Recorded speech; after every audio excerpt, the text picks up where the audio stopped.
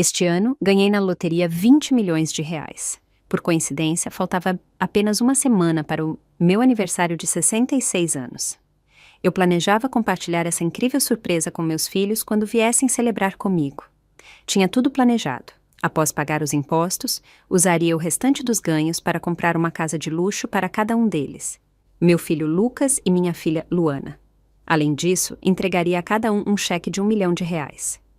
Mas, quando meu aniversário finalmente chegou, sentei-me à mesa de jantar, olhando para a variedade de pratos cuidadosamente preparados, esperando e esperando. Às 10 da noite, nem Lucas nem Luana haviam aparecido. Liguei para os dois várias vezes, mas ninguém atendeu. Uma crescente inquietação se instalou em meu peito. Naquela tarde, por volta das 3 ou 4 horas, Luana havia ligado, dizendo que precisava ficar até mais tarde no trabalho e que talvez chegasse em casa depois do previsto. Pouco depois, Lucas me mandou uma mensagem de texto, informando que havia um problema com um projeto que ele estava gerenciando e que também se atrasaria. Naquele momento não dei muita importância. Apenas respondi que estava tudo bem, que o trabalho vinha em primeiro lugar. Mas agora já eram 10 horas. Meia hora antes, eu havia enviado uma mensagem ao nosso grupo familiar no WhatsApp, perguntando quando eles chegariam. A mensagem ainda estava marcada como não lida. Com o coração pesado, empurrei a cadeira para trás e me dirigi ao sofá. Sobre a mesa de centro, havia 2 contratos imobiliários e 2 cheques, uma casa de luxo e 1 milhão de reais para cada um. Uma surpresa que eu estava ansiosa para revelar o dia inteiro. Alguns amigos do meu grupo de yoga haviam pegado uma febre de loteria e insistiram para que eu tentasse a sorte. Segui a onda, sem nunca esperar que ganharia. Quando vi os números vencedores, fiquei tão atordoada que não consegui dormir a noite inteira. Não contei a ninguém. Sempre dizem que a riqueza não deve ser exibida. Optei por receber o pagamento de uma só vez, mesmo que isso significasse perder 40% em impostos. Isso me deixou com mais de 10 milhões de reais. Planejava reservar 3 milhões para minha aposentadoria e dividir o restante igualmente entre Lucas e Luana. Em algum momento, entre pensamentos e espera, o sono me venceu e adormeci no sofá. Não sei quanto tempo fiquei dormindo até que meu celular tocou. Era Luana. Atendi, mas antes que eu pudesse dizer qualquer coisa, ela falou em um tom apressado e de desculpas. Mãe, me desculpe, hoje foi uma loucura no trabalho e não consegui me afastar. Já é muito tarde, então vou voltar para meu apartamento. Você deveria dormir cedo. Mal me deu chance de responder antes de encerrar a ligação. Olhei para a tela. Eram 23h47. O local de trabalho de Luana ficava longe de casa. Eu me preocupava com ela tendo que viajar tanto. Então, quando terminou seu estágio, aluguei um apartamento perto do escritório dela. Fiquei olhando para a tela escura por um longo momento. Mas 10 minutos se passaram e Lucas ainda não havia dado notícias. Provavelmente também estava ocupado com o trabalho. Com um suspiro, estiquei as costas doloridas e me levantei lentamente. Embrulhei cada prato intacto na mesa com filme plástico e os coloquei cuidadosamente na geladeira. Os contratos imobiliários e os cheques guardei na gaveta da minha mesinha de cabeceira. Quando tudo estava guardado e eu estava pronta para ir para a cama, já era quase 1 da manhã. E assim, sem mais, o aniversário que eu tanto desejava celebrar terminou. Na manhã seguinte, meu celular permaneceu em silêncio. Não havia mensagens de aniversário de Luana ou Lucas. Enviei uma mensagem no grupo familiar. É sábado. Venham para casa jantar. Tenho uma surpresa para vocês. Mas ninguém respondeu. Após o café da manhã, saí para caminhar. Encontrei minha vizinha Mariana, que estava passeando com seu cachorro. Ela me cumprimentou com um sorriso e perguntou: Normalmente você sai cedo, por que demorou tanto hoje? Dei um sorriso constrangido, envergonhada demais para admitir que havia ficado acordada até tarde esperando meus filhos. Mariana riu baixinho. Deixe-me adivinhar, você passou o dia inteiro ontem cozinhando e ficou exausta. Quando não respondi, ela continuou. Eu te disse há muito tempo, reserve uma boa janta em um restaurante. Menos estresse, menos problemas. Mas não, você insistiu. Lucas gosta de comida apimentada, Luana prefere agridoce, e sua neta precisa de uma comida saudável para crianças. Acha que um restaurante chique não daria conta disso? Honestamente, você se dá todo esse trabalho só por eles. Suas palavras me paralisaram. Pela primeira vez, pensei realmente sobre isso. Minha vida inteira havia girado em torno dos meus filhos. Antes do meu divórcio, depois do meu divórcio, durante todos esses anos, alguma vez coloquei a mim mesma em primeiro lugar? Antes que eu pudesse refletir mais, uma voz aguda e zombeteira cortou o ar da manhã. Ora, Mariana, não haja como se ela fosse uma mãe pobre e sacrificada.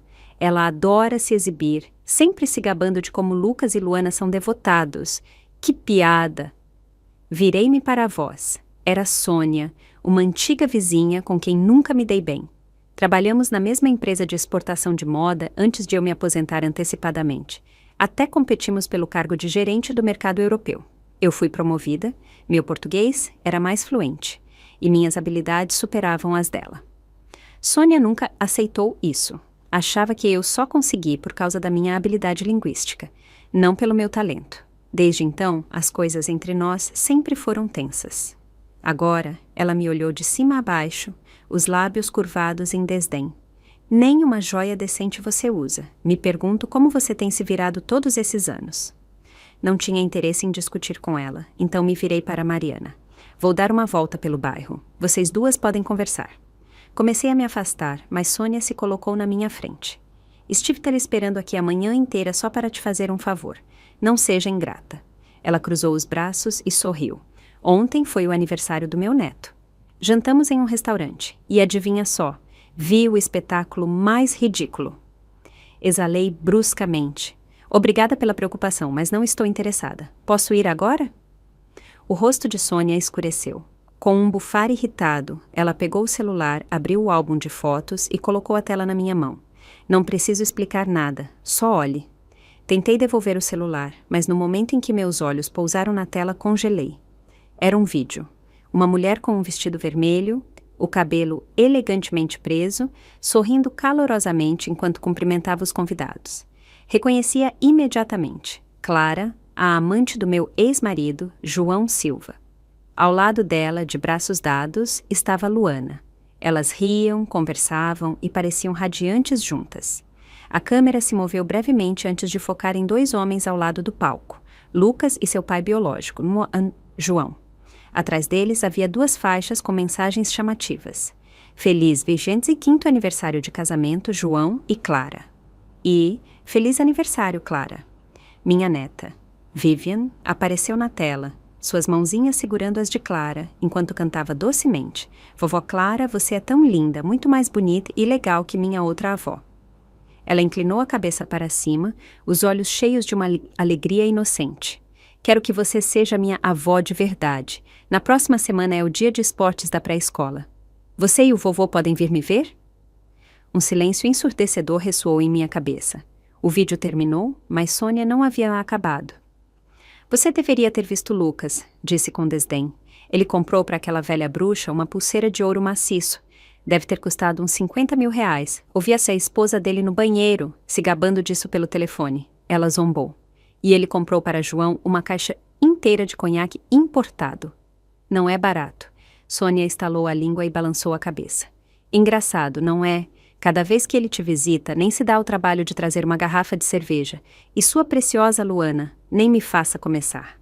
Ela comprou para Clara um conjunto completo de joias de ouro. Colar, brincos, anéis, tudo.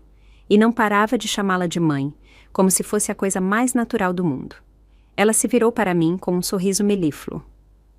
Você não vivia se gabando de como eles eram devotados a você? Estranho, não vejo você recebendo nenhuma migalha. Mariana agarrou o braço de Sônia, tentando detê-la, mas Sônia a afastou com um puxão.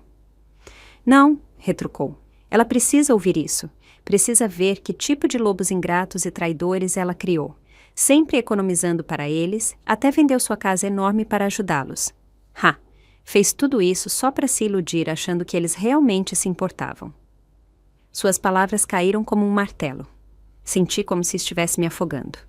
Devolvi o celular a Sônia sem dizer uma palavra. Minhas pernas estavam instáveis enquanto voltava para casa, cambaleando. Um gosto amargo e metálico encheu minha boca. Mordi o lábio com tanta força que começou a sangrar. Desabei no sofá assim que entrei. As lágrimas, contidas por tanto tempo, finalmente brotaram. Cobri o rosto, como se isso pudesse conter a onda de angústia que ameaçava me engolir. Mas, por mais que apertasse os olhos com as mãos, o passado forçava seu caminho à tona, implacável e cruel. Os recuerdos giravam como um carrossel descontrolado, reabrindo feridas antigas que eu passei anos fingindo não existirem. Meu casamento com João Silva foi um desastre. Tanto que aos 40 anos, eu já havia abandonado completamente a ideia do amor. Me divorciei dele e nunca mais me casei.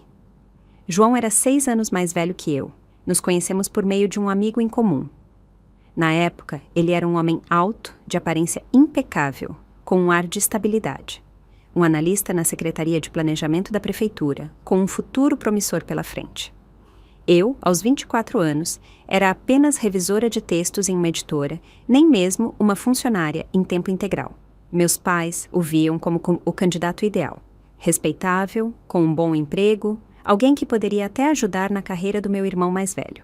Disseram que eu tive sorte de me casar com ele. Então, sem saber muito sobre seu passado, aceitei. Só descobri a verdade mais tarde, tarde demais.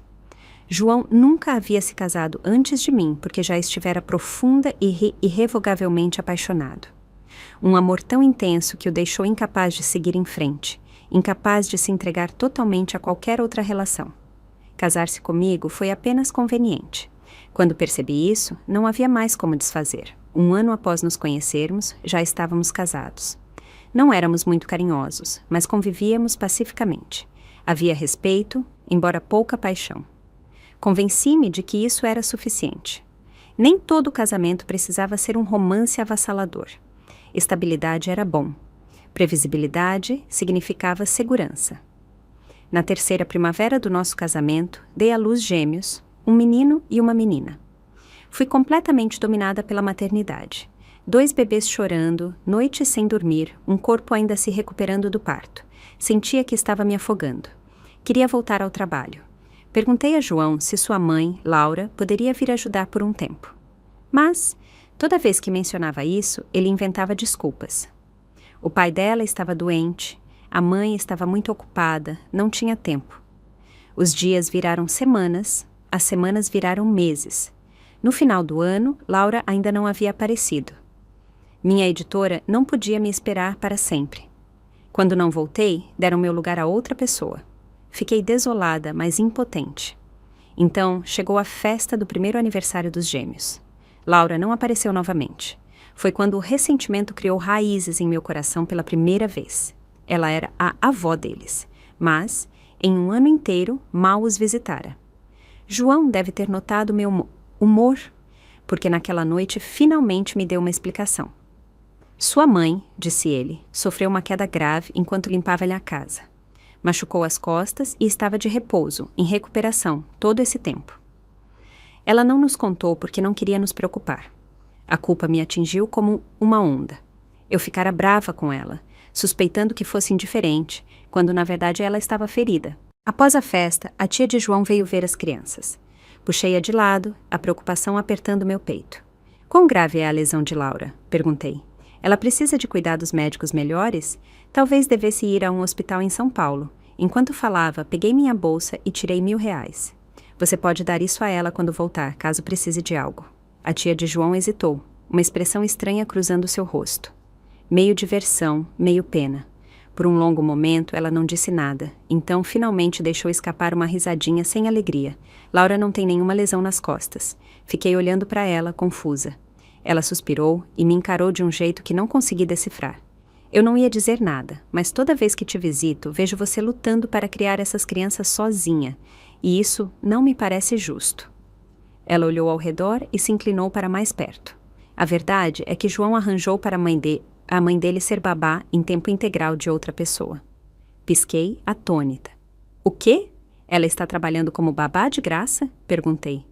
A tia de João confirmou com um aceno. Para quem? Meu estômago revirou.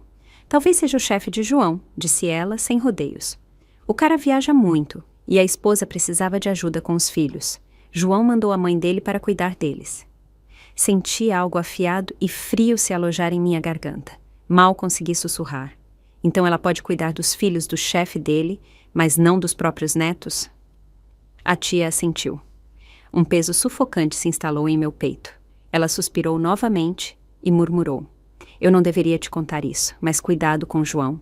Certifique-se de que ninguém o roube de você. Suas palavras enviaram um arrepio pela minha espinha. Ela me deu um tapinha no braço, virou-se e se afastou. Fiquei ali, congelada, observando sua figura se distanciar, incapaz de respirar. As palavras da tia de João eram como uma espinha cravada profundamente em minha pele. Naquela noite, fiquei rolando na cama, incapaz de dormir. Na manhã seguinte, após João sair para o trabalho, entrei em seu escritório. Raramente entrava naquele cômodo, só para limpá-lo, e mesmo assim, nunca tocava em suas coisas pessoais. Sempre acreditei que, mesmo no casamento, deve haver espaço pessoal. O escritório era simples, 2 paredes cobertas de estantes, uma escrivaninha e uma cadeira. Sentei-me e abri a gaveta da escrivaninha. Dentro havia algumas cartas, a placa metálica do escritório dele, uma agenda de endereços e alguns documentos sem importância. No fundo da gaveta, encontrei uma fotografia em preto e branco. Peguei-a com cuidado. Mostrava 5 pessoas. João estava ao lado de uma mulher jovem, que usava uma blusa branca com estampas florais e mangas com babados, o cabelo longo trançado em 2 tranças. Não precisava de ninguém para me dizer. A conexão tácita entre eles era inconfundível. Intuição feminina, talvez. Virei a foto. No canto inferior direito, uma caligrafia delicada e elegante dizia: unidos pelo coração, amor enterrado profundamente. 19 de abril de 1969. A escrita era suave, provavelmente dela. 1969. Esse foi o último ano de João na universidade. Meu olhar percorreu o escritório e parou em um armário trancado no fundo da estante. Minutos depois, encontrei a chave escondida na lombada de um livro, como o aço foi temperado. Naquela noite, após colocar os gêmeos para dormir, obriguei-me a sentar e ler dezenas de cartas, e isso era apenas 1/3 delas. A mulher que escrevia para João se chamava Clara. Através de suas palavras, reconstruí uma história de amor que durou mais de uma década. Eles vinham da mesma cidade pequena e foram para a mesma universidade em uma cidade desconhecida, longe de familiares e amigos. Apoiaram-se mutuamente, incentivaram-se e, finalmente, apaixonaram-se. A relação deles cresceu, florescendo em momentos silenciosos e não ditos, até se tornarem inseparáveis. Mas, antes de Clara ir para a universidade, sua família já havia arranjado um noivo para ela. Ela aceitou o noivado.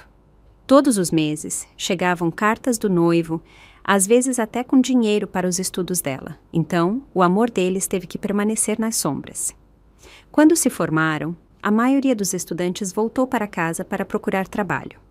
A família do noivo de Clara tinha dinheiro e contatos, e conseguiram para ela um emprego como professora de francês em uma escola particular de prestígio. Enquanto isso, João, após 2 anos de tentativas, foi aceito em uma universidade renomada no norte para fazer pós-graduação. Um se casou, o outro partiu, mas as cartas nunca pararam. Quando eu estava grávida dos gêmeos, Clara escreveu a João, reclamando do esgotamento de equilibrar trabalho e cuidados com os filhos.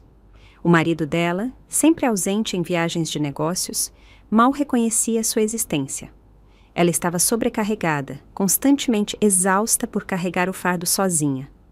João, com o coração partido por ela, enviou sua mãe, Laura, para ajudar a cuidar da filha de Clara. Essa revelação, por si só, foi suficiente para me destruir, mas as cartas seguintes foram as que me despedaçaram. Cada vez que Laura me ajuda, sinto-me culpada e feliz ao mesmo tempo.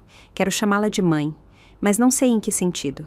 Sinto-me tão mal pela sua esposa. Você ganha apenas R$ 500 por mês, mas ainda assim me envia 500 em segredo. Se ela descobrisse, ficaria furiosa. Você disse que sua esposa teve gêmeos. Nossa, a única criatura que vi parir 2 de uma vez foi minha cadela. Não consigo nem imaginar o quanto ela deve ter ficado grande. Só de pensar é horrível. Meus colegas brincam sobre as muitas cartas que recebo. Digo que são do meu marido. Meu amor, eles acham que estou falando de Bruno, o homem com quem me casei. As palavras, escritas à tinta, exalavam uma intimidade proibida. uma proximidade úmida e sufocante que me deixava fisicamente enjoada. Naquela noite, quando João chegou em casa, joguei as cartas na cara dele. Nossa briga foi estridente, uma zona de guerra. Eu acabara de dar à luz, estava exausta física e emocionalmente, e agora me desmoronava completamente. E ele? Ele ficou ali, com o rosto impassível, observando meu colapso com um distanciamento assustador, como se fosse um estranho. Só quando minha voz se esgotou, tremendo de raiva, ele finalmente suspirou, irritado. Já terminou? Perguntou com um tom entediante. Não há nada entre nós, apenas cartas. Se te incomoda tanto, vou parar de escrevê-las. Suas palavras fizeram meus dedos ficarem dormentes. Enxuguei os olhos inchados e me obriguei a ficar de pé. Os bebês estavam com fome, precisavam da mamadeira noturna, ou não parariam de chorar. Mas, quando fui à cozinha, a lata de fórmula estava vazia. Uma onda esmagadora de desespero me engoliu. Eu havia lembrado João por dias que estávamos ficando sem fórmula. Pedi, implorei que ele comprasse mais no caminho para casa. Até naquela manhã, antes de ele sair para o trabalho, lembrei-o novamente, mas ele esqueceu, e agora era tarde demais. Algo dentro de mim se partiu. Corri para o escritório dele e chutei a porta trancada com toda a minha força. A visão lá dentro fez minha visão embaçar de raiva. João estava sentado na escrivaninha, traçando suavemente com os dedos o rosto de Clara em uma fotografia, os olhos cheios de profundo afeto e saudade. Ele congelou quando me viu. Avancei, arranquei a foto de suas mãos e a rasguei em pedaços, jogando os restos aos pés dele. João Silva, você é um canalha mentiroso e sem coração, gritei. Quero o divórcio. Pela primeira vez, ele ficou paralisado. Quando finalmente se recuperou, entrou em pânico. Apressou-se a juntar os pedaços do rosto de Clara, guardando-os cuidadosamente no bolso, como se fossem a coisa mais preciosa do mundo. Então, virou-se para mim, o rosto contorcido de fúria. Você está louca! É uma histérica irracional! Gritou. Ele tentou passar por mim. Agarrei sua manga, recusando-me a soltá-lo. Seus olhos ardiam de raiva. Com ambas as mãos, ele me empurrou com força. Não estava preparada. A força me jogou para trás, e minhas costas bateram na quina afiada da escrivaninha. Uma dor lancinante me atravessou. Não conseguia respirar. Por um momento, minha visão ficou completamente branca. Através da névoa, vi João hesitar por apenas um segundo. Então, ele se virou e saiu, batendo a porta atrás de si. A casa ficou em silêncio, exceto pelos gritos desesperados dos meus filhos ecoando na noite. Não me lembro como sobrevivi àquela noite. Só o caos, a agonia, os gritos incessantes dos meus filhos, suas vozinhas perfurando meus tímpanos como agulhas.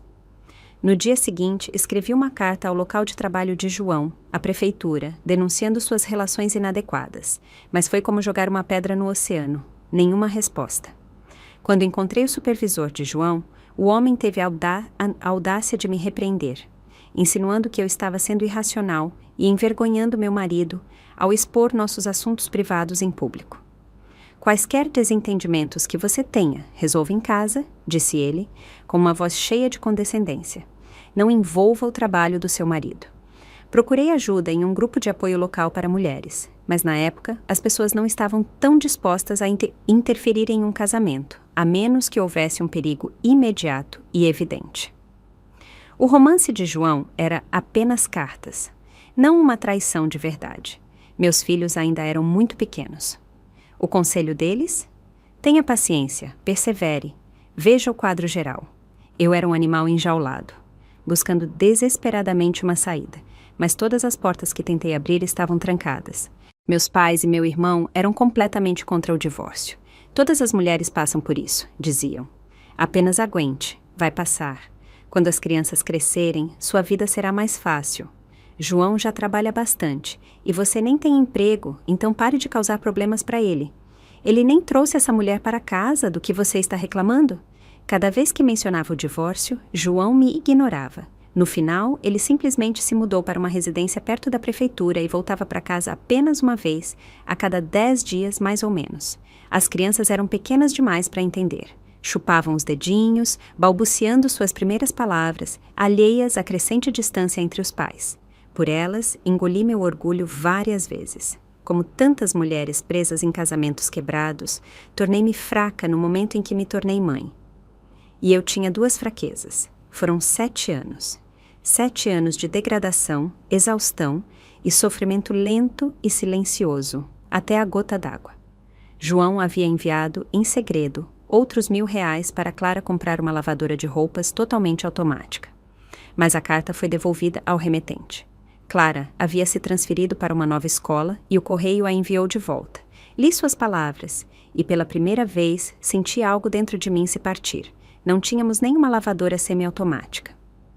No auge do inverno, eu ainda lavava a roupa suja dos meus filhos à mão, com os dedos vermelhos de frio. Naquela noite, confrontei-o. Brigamos. Pela primeira vez, ele perdeu o controle. Móveis foram derrubados, um vaso foi jogado na minha cabeça, estilhaçando-se a poucos centímetros de mim. Não hesitei. Chamei a polícia. Depois, liguei para uma emissora de notícias local e pedi que reportassem como meu marido violento quase me desfigurou. O escândalo explodiu, espalhando-se como fogo. Chegou não apenas à prefeitura, mas ao governo do estado. A próxima promoção de João, uma transferência para um cargo superior no estado, foi imediatamente revogada. E, à medida que funcionários mais jovens e com maior formação entravam na prefeitura, a carreira dele estagnou. Ele foi rebaixado, passando anos arquivando documentos como assistente administrativo. Só então, quando perdeu tudo, ele finalmente se sentou e aceitou o divórcio. Foram necessários 2 meses de luta incansável. João se agarrou a Lucas. "Se você quer o divórcio", disse ele, "eu fico com nosso filho." Concordei. Quando se tratava de dinheiro, eu era implacável. Ameacei expor seu romance com Clara e arruinar sua reputação. No final, o forcei a devolver cada centavo que gastara com ela. Não tinha como saber o valor exato, mas joguei uma cifra: R$50.000. Naquela época, o salário dele havia aumentado para pouco mais de R$2.000 por mês. 50.000 não era impossível, mas também não era pouco. João, claro, não queria que Clara sofresse, mas também não podia suportar a humilhação de pedir dinheiro emprestado aos amigos. Então, ele hipotecou a casa dos pais e pegou um empréstimo de R$50.000. Nunca esquecerei sua expressão quando me entregou o cheque. Se olhares matassem, eu teria morrido 1000 vezes. A casa onde vivíamos pertencia a João antes do nosso casamento. Deixei-a para trás, mas levei tudo o que havia dentro. Até a panela velha, que fora remendada 2 vezes. Levei tudo para o mercado de pulgas e vendi cada item. Depois, com Luana nos braços, fui embora. Lucas foi acolhido pelos pais de João. A partir daquele dia, a única conexão entre mim e João era a troca ocasional das crianças. Quando meu pai soube que eu realmente havia seguido com o divórcio, ficou furioso. Eu o desafiara. Ele nunca mais veio me ver. Minha mãe fazia visitas furtivas pelas costas dele, mas nunca ofereceu apoio, apenas suspiros intermináveis e lamentos entre lágrimas. Ela nunca perguntou o que eu planejava fazer, nunca perguntou como eu sobreviveria. Fiquei desapontada, mas parei de esperar por um amor que nunca viria. O caminho à frente era incerto, difícil e implacável. Mas pelo menos eu me livrara daquele casamento repugnante e apodrecido. Pelo menos eu não era mais a esposa descartada na história de amor de outra pessoa. Após o divórcio, usei o dinheiro que consegui para comprar um apartamento de 60 metros quadrados. Não era grande, mas era meu. Comprei alguns móveis, transferi Luana para uma nova escola e, uma vez que tudo estava resolvido, voltei minha atenção para algo que estava esperando: vingança. Escrevi uma carta de felicitação a Bruno, o marido de Clara, elogiando a bondade inabalável de sua esposa, seus anos de cuidado e devoção a João. Bruno não perdeu tempo. Ele pediu o divórcio imediatamente, apresentando-se ao juiz entre lágrimas, declarando que sua esposa mantivera um caso extraconjugal de longa data. Diferentemente do que vivi, ninguém disse a ele para ter paciência. Ninguém descartou como apenas cartas.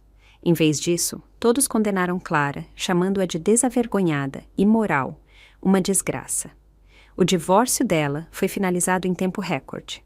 Ao mesmo tempo, Clara foi demitida de seu emprego como professora, acusada de aceitar subornos dos pais dos alunos.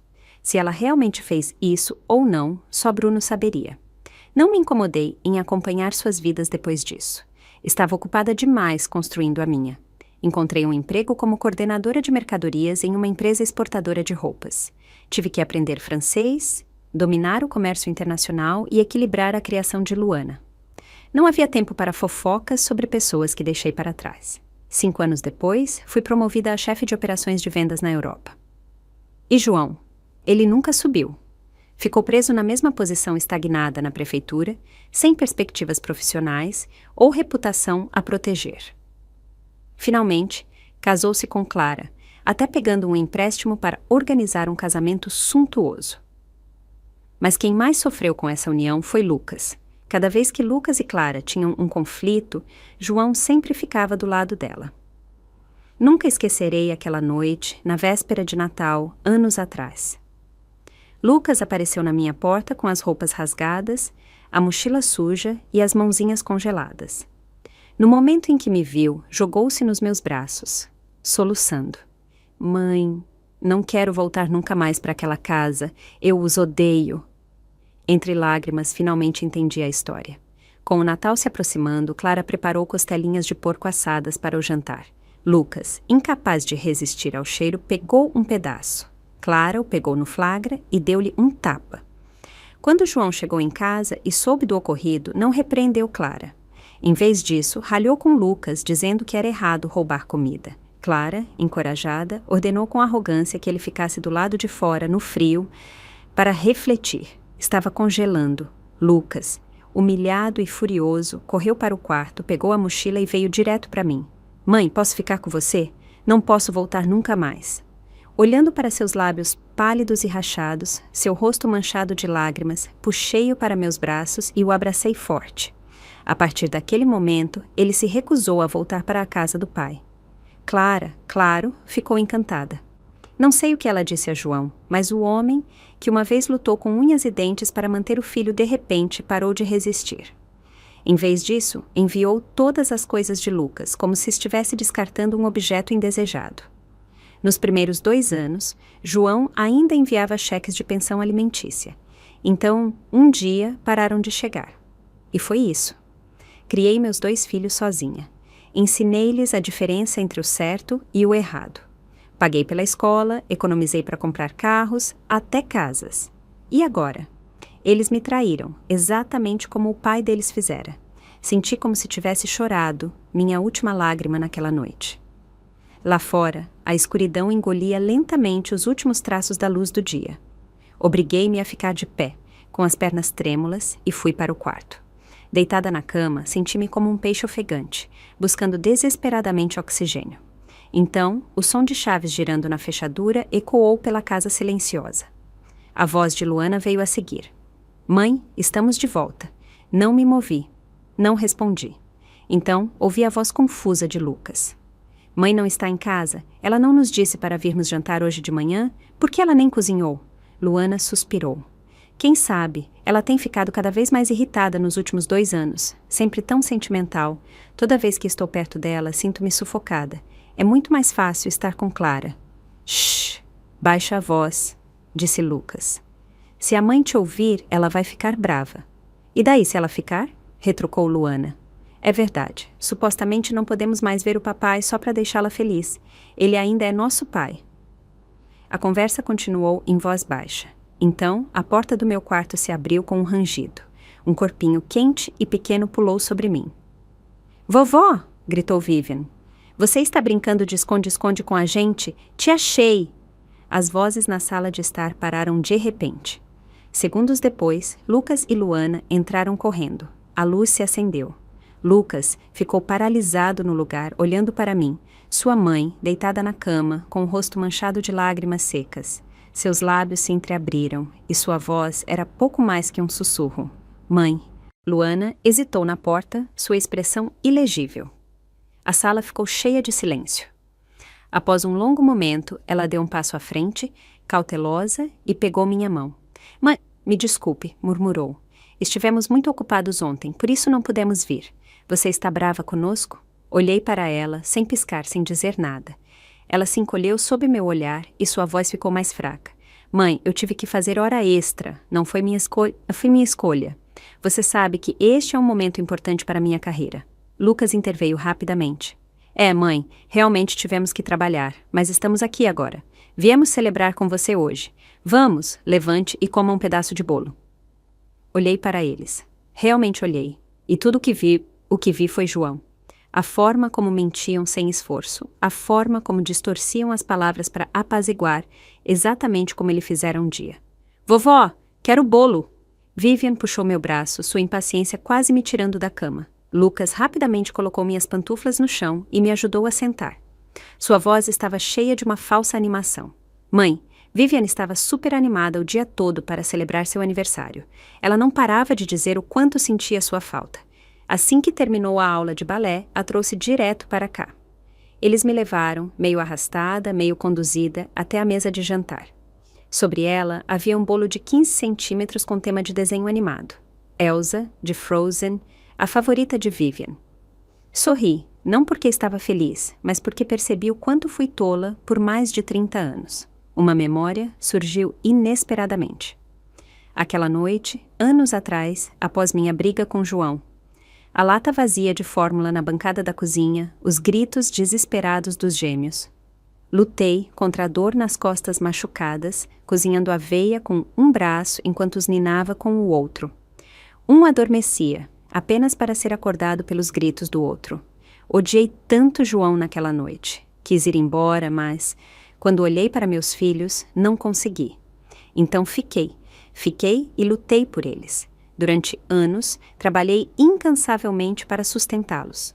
Aprendi francês, comércio internacional, tudo o que precisava para subir na carreira e ganhar apenas R$ 1.000 extras por mês. Lutei com unhas e dentes contra a Sônia para conseguir a promoção a gerente. E agora? Agora eles foram à festa de aniversário daquela mulher. Deram a ela pulseiras de ouro, licor caro, um conjunto completo de joias. E eu, aos 66 anos, o único bolo de aniversário que recebi foi o trazido pela minha neta de 5 anos. Reprimindo a angústia que crescia em meu peito, puxei uma cadeira e me sentei. Com uma voz calma e serena, disse: Sentem-se, tenho algo a dizer. Lucas e Luana trocaram olhares antes de se sentarem hesitantemente à minha frente. Vivian, pensando que íamos começar a comer, olhou fixamente para a figura de Elsa no bolo, os olhos brilhando de expectativa. Olhei diretamente para meus filhos e fui direto ao ponto. Vocês não vieram ontem porque estavam na festa de aniversário dela. As expressões deles mudaram instantaneamente. Luana franziu a testa. Mãe, o que você está tentando dizer? Perguntou cautelosa. Mantive a voz firme. Se queriam ir à celebração dela, poderiam ter me dito. Não havia necessidade de mentir sobre trabalhar até tarde e me fazer esperar até meia-noite. Luana ficou rígida, seu rosto empalidecendo. Lucas abaixou a cabeça, culpado. Os minutos se passaram em um silêncio pesado. Então, Luana começou a chorar. Ela contornou a mesa e sentou-se ao meu lado, segurando minha mão com força. Mãe, deixe o passado para trás, implorou entre lágrimas. Você precisa parar de se agarrar a isso. O papai tem contatos e recursos. Ele pode ajudar a mim e ao Lucas. Por que teríamos que lutar quando podemos pedir a ajuda dele? Mãe, nós também passamos por coisas difíceis. Você não pode tentar nos entender? Suas lágrimas caíram sobre minha mão, queimando minha pele como fogo. Vou me casar no próximo ano, continuou. Eu e Lúcio estamos planejando o nosso futuro. E o papai prometeu puxar algumas cordas para conseguir um emprego para ele na prefeitura. Então, ela me olhou e suas próximas palavras me atravessaram como uma faca. Se eu não posso confiar no papai, supostamente deveria confiar em você? Olhei para ela, sentindo como se a estivesse vendo pela primeira vez. Lucas se estabeleceu jovem, casou-se logo após a faculdade. Luana, por outro lado, foi para a pós-graduação e se jogou no trabalho, sempre se esforçando mais. Quanto mais educada se tornava, mais sucesso tinha, mas também mais fria ficava. Ela pesava os prós e contras antes de cada decisão. Agora, sob meu olhar, ela se remexia, desconfortável, evitando meus olhos. Em vez disso, fixou o olhar no bolo de Elsa e murmurou. Mãe, venho segurando isso há muito tempo. Se você não tivesse causado aquela cena na prefeitura, o papai nunca teria se divorciado de você. Lucas e eu não teríamos passado pelas dificuldades que passamos. O papai não teria acabado como um funcionário público de baixo escalão até se aposentar. Se vocês tivessem aguentado, as coisas teriam sido diferentes para todos nós. Luana, pare, interrompeu Lucas, ríspido. Ela estremeceu, então soltou uma risada amarga. Estou errada? Retrucou. Se a mãe não tivesse insistido em deixar o papai, ele nunca teria tido a chance de substituí-la, mas a mãe fez sua escolha naquela época. Então, por que ela continua se agarrando ao ressentimento? Ela apertou os punhos. Além disso, Clara e o papai só voltaram a ficar juntos, anos após o divórcio. Ela não foi uma destruidora de lares. Seu rosto estava vermelho e sua voz subiu em uma defesa fervorosa. Então, ela se virou para mim. Mãe, deixe isso para lá. Pare de se afogar na sua própria amargura. Você não pode nos passar seu ódio. Não importa o que diga, o papai ainda é nosso pai. Olhei para ela fixamente. Essa não era minha filha. Não era a filha que eu criei, a menina pela qual sacrifiquei tudo. Meus dedos tremiam enquanto apontava para a porta. Fora daqui, vocês dois. Não tenho filhos como vocês. Um silêncio longo e sufocante se seguiu. Então, lentamente, Luana se levantou. Sua voz era assustadoramente calma. Tudo bem, mãe. Todos nós devemos nos acalmar por um tempo. Não voltarei por um tempo. Ela pegou o bolo da mesa e chamou Vivian. Vivian, vamos comer o bolo na casa da tia. Vivian hesitou, olhando para mim antes de descer lentamente da cadeira e segurar a mão de Luana. Elas caminharam para a porta. Lucas se demorou. A voz impaciente de Luana ecoou. Lucas, anda logo. O que está esperando? Ele pegou o casaco e me olhou. Mãe, se acalme, vou conversar com Luana. Então, ele também saiu. Quando a porta começou a se fechar, ouvi a vozinha de Vivian. A vovó não nos quer mais? A resposta de Luana foi cortante e deliberada. É isso mesmo. Você não tem mais uma avó, Vivian. Vivian bateu palmas. Sim, isso significa que Clara é minha verdadeira avó agora. Amanhã vou pedir ao vovô e à vovó Clara para virem ao dia de esportes da minha escola. As vozes se desvaneceram enquanto a porta se fechava. Fiquei ali, olhando para a porta fechada por muito, muito tempo. O gosto metálico do sangue encheu minha boca. Por mais que tentasse afastá-los da mente, a dor no meu peito era esmagadora. Mas eu me acostumaria. Já havia sobrevivido a coisas piores, não é? Lentamente, estabilizei os joelhos e me levantei. Fui até a gaveta, peguei os 2 contratos imobiliários que preparara para eles e os rasguei em pedaços. Se eles tinham o pai agora, se tinham uma nova mãe, então eu não tinha mais motivos para me preocupar. A partir deste momento, não tenho mais filho nem filha. Na segunda-feira de manhã, fui a um escritório de advocacia e contratei um advogado para redigir meu testamento. Ao morrer, todos os meus bens seriam doados a instituições de caridade. Também coloquei à venda a casa de Lucas e sua esposa, que ainda estava em meu nome.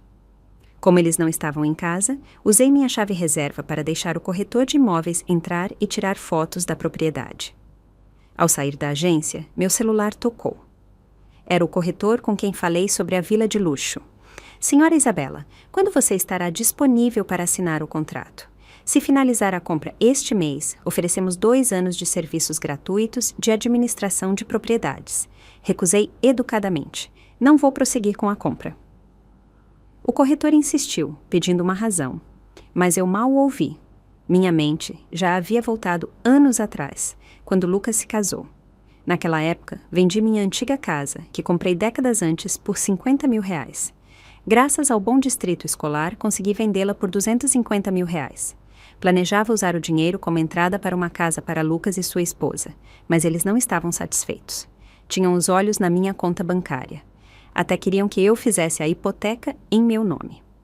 Para me convencer, ofereceram adicionar meu nome à escritura e me tornar a principal titular da hipoteca. Recusei. Em vez disso, dei a eles 2 opções. Uma, eu pagava a entrada, mas eles cuidavam da hipoteca e a escritura ficava no nome deles. 2, eu assumia a hipoteca em meu nome, mas a casa permanecia exclusivamente minha. Eles poderiam morar lá e eu alugaria outro lugar.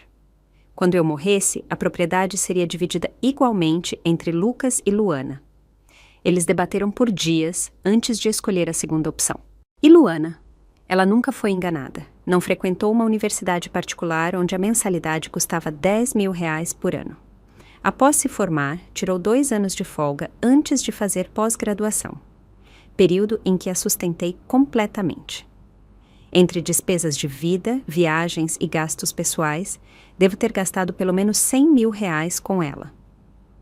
Mesmo agora, o apartamento que ela aluga, eu pago o aluguel trimestralmente. Eles me sugaram até secar e, na época, fui tola o suficiente para achar que valia a pena. Achava que, após me aposentar, teria R$5.000 por mês de pensão, que continuaria a crescer. Tinha um seguro de cuidados a longo prazo e um plano de anuidade fixa que pagaria o principal e os juros quando eu completasse 70 anos, garantindo um futuro seguro. Então, nunca neguei nada a eles, nem uma vez. Agora, olhando para trás, percebo o quão tola fui. Uma vida dedicada ao trabalho, ao sacrifício e à entrega, apenas para ser traída pelas mesmas pessoas pelas quais vivi. Cancelei o contrato de aluguel do meu apartamento alugado. Depois, comprei uma vila pronta para morar, uma casa aconchegante com um jardim privativo. Contratei uma governanta para cuidar da cozinha e das tarefas domésticas. Pela primeira vez na vida, vivi para mim. Mas a paz nunca dura muito. Logo, meu celular foi bombardeado com chamadas de Lucas. Bloqueei seu número. Momentos depois, o telefone tocou novamente. Dessa vez era Michele, sua esposa. Hesitei por um instante, então atendi. Ainda havia coisas a dizer. Assim que a ligação conectou, a voz furiosa de Lucas explodiu pelo alto-falante. Mãe, que diabos você está fazendo? Como pôde mandar um advogado e um corretor para nossa casa? Você está vendendo nossa casa? Perdeu a cabeça? Sua indignação revirou meu estômago. Ele não estava pedindo, estava exigindo, como se eu devesse algo a ele. Luana sempre disse que você era difícil, disse ele com desdém. Eu costumava te defender, mas agora vejo que ela estava certa. Só porque perdemos seu aniversário, você está fazendo um escândalo por nada. Não me surpreende que o papai tenha te abandonado. Se eu fosse ele, também escolheria a tia Clara. Embora eu já tivesse desistido deles, suas palavras ainda provocaram uma nova onda de raiva. Soltei uma risada fria. Perfeito. Já que você escolheu a tia Clara, deixe que ela compre uma casa para você. Essa casa é legalmente minha e vou vendê-la. Então, façam as malas e mudem-se. Caso contrário, meu advogado abrirá um processo por ocupação ilegal. Fiz uma pausa e acrescentei. Ah, e passe um recado para Luana. O locador dela está cobrando o próximo pagamento do aluguel. Não vou mais cobrir isso. Antes que ele pudesse soltar outra reclamação, desliguei. Depois, bloqueei todos os números deles. Desliguei meu celular e, pela primeira vez na vida, deixei o silêncio ser meu companheiro. Naquele fim de semana, fui a um abrigo de animais e adotei 2 gatos. Enchi meu jardim com flores, trepadeiras e arbustos. Uma tarde, sentei-me no meu terraço com um gato aninhado no meu colo, aproveitando a luz quente do sol. Então, alguém bateu à porta. Minha governanta subiu as escadas. Senhora, há 2 policiais aqui que querem vê-la. Confusa, desci. Acontece que Lucas e Luana não conseguiram me contatar por meses e denunciaram meu desaparecimento. Bem na minha frente, os policiais ligaram para Lucas, informando que eu estava segura. 1 hora depois, eles chegaram à minha porta. Não apenas Lucas, não apenas Luana, mas alguém que eu nunca esperei ver. Meu irmão mais velho, José. Após a saída dos policiais, os 3 ficaram no meu jardim, olhando para a casa com os olhos arregalados. Luana foi a primeira a quebrar o silêncio. Mãe, quanto você ganha como empregada doméstica aqui? Revirei os olhos e a ignorei. Fazia meses desde a última vez que os vi. Lucas parecia desleixado, com o rosto sombreado por uma barba rala e roupas amarrotadas. Luana não estava muito melhor, cansada, tensa e visivelmente estressada. Suspirei. O que vocês querem? Não são bem-vindos aqui. Vão embora. Lucas passou a mão pelo cabelo frustrado. Mãe, já passou tempo demais. Não acha que está na hora de deixar isso pra lá? O advogado me processou pela casa e agora Michele está ameaçando se divorciar. Diga a ele pra parar. Fazia 1 mês que meu advogado me informou que Lucas se recusava a se mudar. Então, abri um processo contra ele. Olhei-o nos olhos, sem hesitar. Se você se mudar em 3 dias, retiro o processo. Lucas parecia atordoado, como se não pudesse acreditar que eu estava sendo tão implacável. Antes que ele pudesse responder, Luana deu um passo à frente. Ela estendeu a mão, expectante. Mãe, você pode me dar agora o presente de casamento de R$1.000 que prometeu? Lúcio e eu acabamos de comprar nossa casa nova e precisamos do dinheiro para reformas. Soltei uma risada e balancei a cabeça. Ela tinha dinheiro para comprar joias de ouro para outra mulher, mas ainda estendia a mão para cobrar o meu. Lembrei-a friamente. Sua mãe é Clara. Se precisa de ajuda para comprar uma casa ou planejar um casamento, peça a ela. Afinal, foi a ela que vocês escolheram honrar, não a mim. Não vou te dar um centavo. O rosto de Luana ficou vermelho de raiva. Sua voz tornou-se aguda e cruel. Você acha que realmente queremos correr atrás de você? Estávamos te dando a chance de corrigir seu erro, mas você prefere ser teimosa. Tudo bem, mas não volte rastejando quando estiver velha e sozinha. Não espere que cuidemos de você. Ela zombou. Sabe de uma coisa? Clara é uma mãe melhor que você. É mais bonita, mais gentil, mais carinhosa. Quando eu me casar, papai e Clara vão sentar nos lugares dos pais. Quanto a você, venha ou não, não me importa. Então, sem esperar minha resposta, saiu furiosa. Suas palavras deveriam ter doído, mas não doeram. Já não doíam mais. Observei-a partir com indiferença, sacudindo o pó imaginário da manga. Quando me virei para voltar para dentro, notei 2 figuras ainda de pé no meu jardim. Lucas, ainda congelado no lugar, perdido em pensamentos, e José, que observava todo o espetáculo com diversão, claramente se divertindo. Quase me esqueci dele. Sabia há tempos que a vida de José não fora fácil nos últimos anos. Meus pais o mimaram demais. Originalmente, meu pai usou sua influência para conseguir um emprego bem remunerado no governo para ele, mas sendo preguiçoso, incompetente e frequentemente faltando ao trabalho, não demorou muito para ser demitido. Depois disso, meus pais financiaram vários pequenos negócios para ele. Alguns deram dinheiro, outros faliram, mas ele se virou. Então, ele acertou em cheio, abriu um negócio de atacado de alimentos que decolou. Mas justo quando começou a ganhar dinheiro de verdade, encontrou uma amante que o enganou e levou tudo o que ele tinha. Sua esposa se divorciou, ficando com metade do que restava, e agora lá estava ele, parado no meu jardim. Quando me viu olhando para ele, José exibiu um sorriso largo e forçado. Isabela, mamãe e papai sentem sua falta. Querem que você vá visitá-los em casa. Fechei os olhos. Algo estava errado. José nunca se importou com laços familiares, então por que, de repente, estava bancando o mensageiro? Ele deu um passo à frente, a voz carregada de uma falsa calorosidade. Papai não guarda mais rancor de você, sabe? O divórcio não é mais um grande problema hoje em dia. Olhe ao seu redor, todo mundo faz isso. Quase ri alto. Agora que ele mesmo estava divorciado, convenientemente esqueceu como me ridicularizou por deixar João. Fui direto ao ponto. O que você realmente quer, José? Se não há mais nada, vá embora. Ele hesitou, então suspirou, esfregando as mãos de maneira familiar e sórdida. Tudo bem, sem rodeios. Papai caiu enquanto passeava. Os médicos dizem que ele pode acabar acamado. Mamãe acha que você deveria voltar e cuidar dele. Você sempre reclamou que eles me favoreciam. Bem, agora é a sua chance de passar um tempo de qualidade com eles. Quase ri de pura descrença. Se eu não me engano, as pensões de aposentadoria deles combinadas são quase R$8.000 por mês. Está dizendo que não podem pagar uma cuidadora? Perguntei.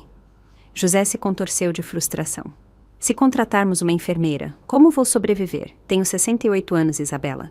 Você espera que eu saia para trabalhar? Aí estava.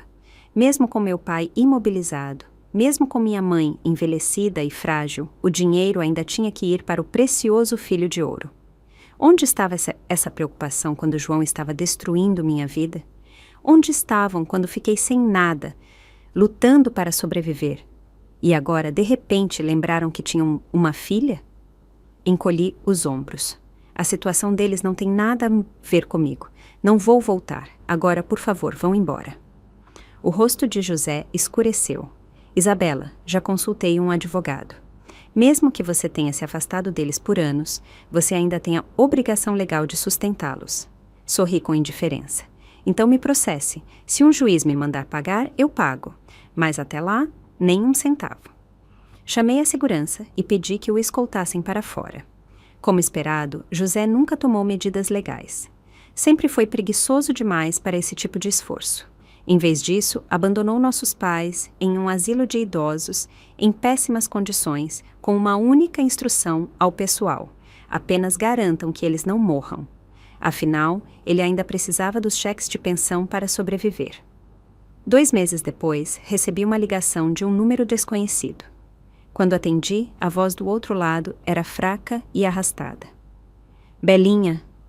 Fiquei congelada. Fazia anos desde que ouvi esse apelido. Sou seu pai, ele continuou, a respiração ofegante, as palavras saindo entrecortadas e dolorosas. Ele disse muito mais do que eu jamais o ouvi dizer em toda a minha vida. Não escutei uma única palavra.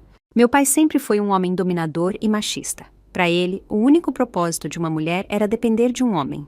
Ele me proibiu de me divorciar porque não queria que eu fosse a única mancha em sua vida. Por outro lado, bem-sucedida. Quando me divorciei, ele foi o primeiro a me esmagar sob seu calcanhar. Agora, em seu leito de morte, queria se desculpar. Suas palavras pareceram um pano úmido e gelado sobre meus ombros. Não oferecidas para me confortar, mas para me lembrar do frio que eu já suportara. Eu não precisava disso. Antes de desligar, minha mãe murmurou o endereço do asilo. Hesitei por muito tempo, mas no final, fui. Ao entrar no quarto, encontrei meu pai deitado, emaciado, com as bochechas encovadas, como um cadáver seco. Não o via há mais de 10 anos. A última vez foi no seu 70º aniversário. Levei presentes, mas como sempre, ele me expulsou. Nunca voltei depois disso. Agora, ao lado de sua cama, seus lábios tremiam e sua respiração ficava mais rasa. Nenhum de nós falou. 10 minutos depois, ele fechou os olhos. 2 lágrimas turvas escorreram por seu rosto enrugado. Virei-me e saí. No corredor, minha mãe me seguiu, arrastando os pés, com as mãos frágeis tremendo. Virei-me para ela. Agora com 85 anos, ela estava curvada pela idade. Não senti nada. Ela passou a vida inteira em sua missão. Não importava o que meu pai fizesse, ela nunca se opunha, nem mesmo quando ele me jogou fora como lixo. Ela era fraca ou simplesmente não me amava o suficiente. Perguntei-me se meu pai algum dia ameaçara cortar laços com José. Ela teria obedecido tão cegamente? Coloquei a mão na bolsa, tirei um cheque de R$50.000 e coloquei-o em sua mão. Para o funeral dele. Não vou comparecer. Então, virei-me e saí. Atrás de mim, seus soluços suaves e entrecortados se perderam no corredor vazio. Abri uma grande cafeteria-livraria com mais de 280 metros quadrados. Tinha apenas 66 anos. Não podia ficar sentada, comendo e bebendo, esperando o tempo passar. Durante as reformas, instalei tomadas em cada assento. As prateleiras estavam cheias de livros, e o ar impregnado com o rico aroma de café. Contratei estudantes para trabalhar meio período e pessoas com deficiência que precisavam de emprego. As pessoas vinham não apenas para tomar café, mas para trabalhar, estudar e ler. Não era um negócio muito lucrativo, mas também não dava prejuízo. Um dia, enquanto atendia no balcão, vi Michelle entrar de mãos dadas com um homem que não reconheci. Pareciam íntimos. No momento em que me viu, a expressão dela congelou. Ela imediatamente soltou a mão do homem. Então, após uma breve hesitação, soltou uma risada autodepreciativa. Lucas e eu estamos no meio de um divórcio, admitiu. Ele está saindo com uma mulher que Clara apresentou a ele há um tempo. Eu comecei a namorar meu namorado recentemente. Assenti. Não tinha nada a dizer. A vida de Lucas e Luana não me importava mais. O que quer que acontecesse com eles, eu não interferiria. Michelle suspirou, então se virou para o namorado. Vamos para outro lugar. Enquanto se afastavam, soltei um suspiro silencioso. Só podia esperar que Lucas não se arrependesse de suas decisões. Quando Luana se casou, ela não me convidou. Um amigo me enviou um vídeo da cerimônia com uma mensagem. Por que Clara está sentada no lugar da mãe na boda de Luana? Respondi simplesmente. Acho que não mereço estar lá. Meu amigo hesitou por um longo tempo, o indicador de digitação piscando. No final, enviou apenas um emoji triste. Não vou mentir, ver aquele vídeo doeu. Mas, mais do que tristeza, senti alívio. Naquele momento, algo dentro de mim se soltou completamente. Inesperadamente, minha cafeteria-livraria virou uma sensação local. As pessoas vinham em massa, ansiosas para experimentar o ambiente acolhedor.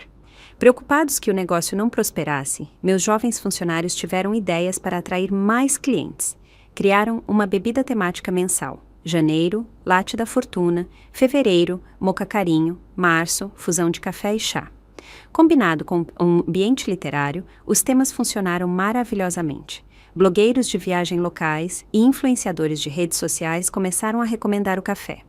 Logo, o lugar estava lotado todos os dias. Notei que meus funcionários estavam exaustos com a carga de trabalho. Então, aumentei seus salários e contratei mais equipe.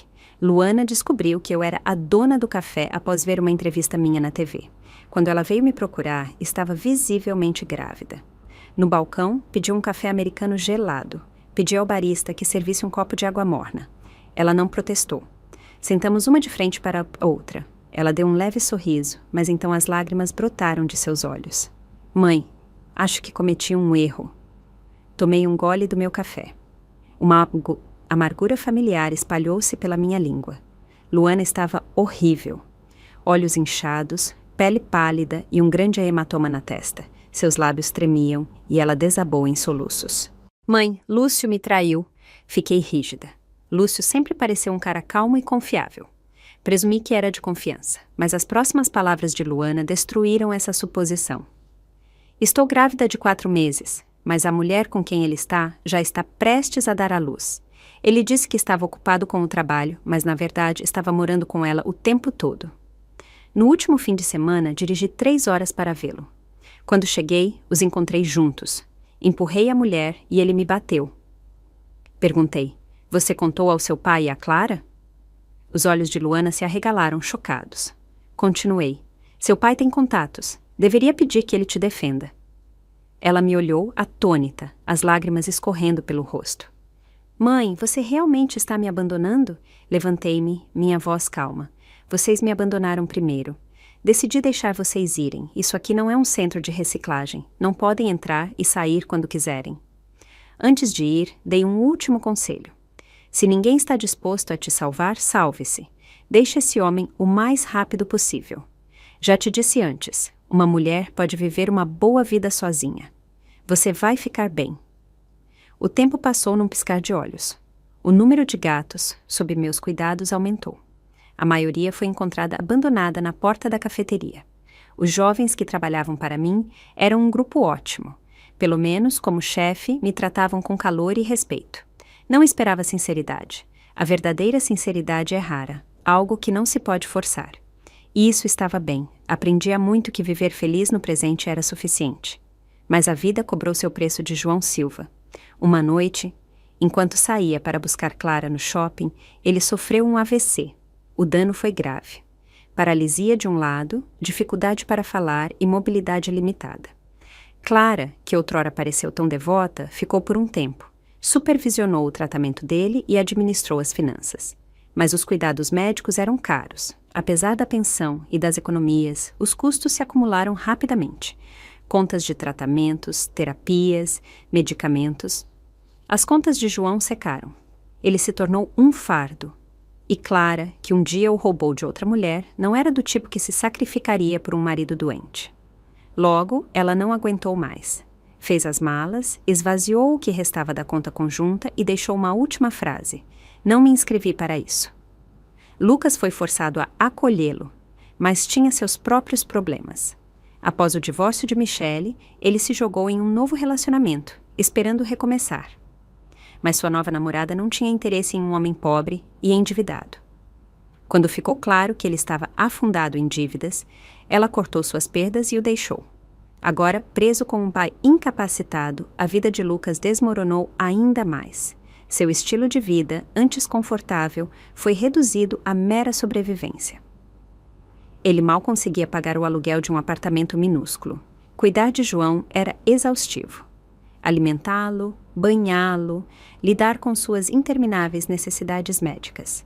Lucas ressentia cada segundo. Logo, recorreu a Luana por ajuda. Mas Luana já havia mudado. Ela se divorciara de Lúcio.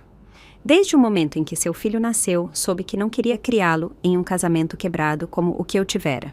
Ela deixou a cidade e se mudou para um lugar novo, onde ninguém conhecia seu passado.